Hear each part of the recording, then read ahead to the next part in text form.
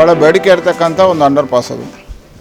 ಮಂಗಳೂರಲ್ಲಿ 3 ಬೇಡಿಕೆಗಳಿತ್ತು. ಒಂದು APMC, ಒಂದು ಮುರಾ, ಇನ್ನೊಂದು ವಿವೇಕಾನಂದ. ಈ 2 ಮುರಾ ಮತ್ತು APMC ಈಗಾಗಲೇ ಉದ್ಘಾಟನೆ ಆಗಿದೆ. ಇವತ್ತು ವಿವೇಕಾನಂದ ಅಂಡರ್ ಪಾಸ್ಗಳನ್ನು ಶಿಲಾನ್ಯಾಸ ಮಾಡ್ತಕ್ಕಂಥ ಕೆಲಸವನ್ನು ಮಾಡಿದ್ದೇವೆ. ಇನ್ನು 92 ದಿವಸದಲ್ಲಿ ಬಿಟ್ಟುಕೊಡ್ತೇವೆ ಅಂತ ಕಾಂಟ್ರಾಕ್ಟರು ಇಂಜಿನಿಯರ್ಸ್ ಹೇಳಿದ್ದಾರೆ. ಕಾಮಗಾರಿಗೆ ಶಿಲಾನ್ಯಾಸ ಮಾಡಿ ಪ್ರಾರಂಭ ಮಾಡೋ ಕೆಲಸವನ್ನು ಮಾಡಿದ್ದೇವೆ. ವಿಶೇಷವಾಗಿ ಹಾಸನ ಮಂಗಳೂರುವರೆಗೆ ರೈಲ್ವೆ ಎಲೆಕ್ಟ್ರಿಫಿಕೇಷನ್ ಆಗ್ತಾಯಿದೆ. ಈಗಾಗಲೇ ಪುತ್ತೂರಿಂದ ಪಡೀಲ್ ಮಂಗಳೂರುವರೆಗಿನ ಎಲೆಕ್ಟ್ರಿಫಿಕೇಷನ್ ಮುಗಿದಿದೆ. ಪುತ್ತೂರು ಸುಬ್ರಹ್ಮಣ್ಯ ಡಿಸೆಂಬರ್ನ ಒಳಗಡೆ ಪೂರ್ತಿ ಆಗುತ್ತೆ.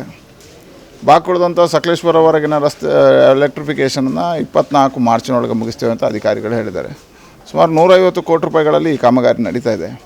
ಈ ಕಾಮಗಾರಿ ಪೂರ್ತಿ ಆದ ಕೂಡಲೇ ಬೆಂಗಳೂರು ಮಂಗಳೂರು ಒಂದೇ ಭಾರತ್ ಅನ್ನು ಕೊಡ್ತೇನೆ ಅಂತ ಈಗಾಗಲೇ ಸಚಿವರು ಹೇಳಿದ್ದಾರೆ.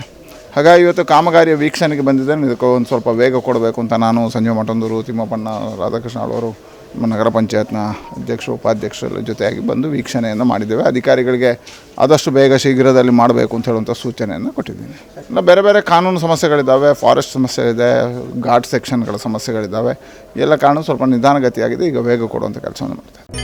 ವಿಶ್ವ ವಿನೂತನ ಚಿನ್ನಾಭರಣಗಳ ಹಬ್ಬ ಮುಳಿಯ ಚಿನ್ನೋತ್ಸವ ಇದೇ ನವೆಂಬರ್ 10ರಿಂದ 30ರವರೆಗೆ ಪುತ್ತೂರು ಹಾಗೂ ಬೆಳ್ತಂಗಡಿಯ ಮುಳಿಯಾದಲ್ಲಿ ಸಾಂಪ್ರದಾಯಿಕ ಆಭರಣಗಳಿಗೆ ಆಧುನಿಕ ಸ್ಪರ್ಶವನ್ನು ನೀಡಿ ತಯಾರು ಮಾಡಿದಂತಹ ಮಹತಿ ಆಂಟಿಕ್ ಕಲೆಕ್ಷನ್. ಪ್ರತಿಯೊಂದು ಸಮಾರಂಭದಲ್ಲೂ ನಕ್ಷತ್ರದಂತೆ ಮಿನುಗಲು ಅಮೂಲ್ಯ ಡೈಮಂಡ್ ಆಭರಣಗಳು, ವೇದಾಂತ್, ಕುಂದನ್ ಮತ್ತು ಪೋಲ್ಕಿ ಡೈಮಂಡ್ ಆರ್ನಮೆಂಟ್ಸ್. ಮುಳಿಯಾ ಸಿಲ್ವರಿಯಾದಲ್ಲಿ 92.5 ಸ್ಟರ್ಲಿಂಗ್ ಬೆಳ್ಳಿಯ ಆಭರಣಗಳು. ಮುಳಿಯಾ ಜುವೆಲ್ಸ್, ಪುತ್ತೂರು ಮತ್ತು ಬೆಳ್ತಂಗಡಿ. ಸುದ್ದಿ ಚಾನಲ್, ಕ್ಷಣ ಕ್ಷಣದ ಸುದ್ದಿಗಾಗಿ.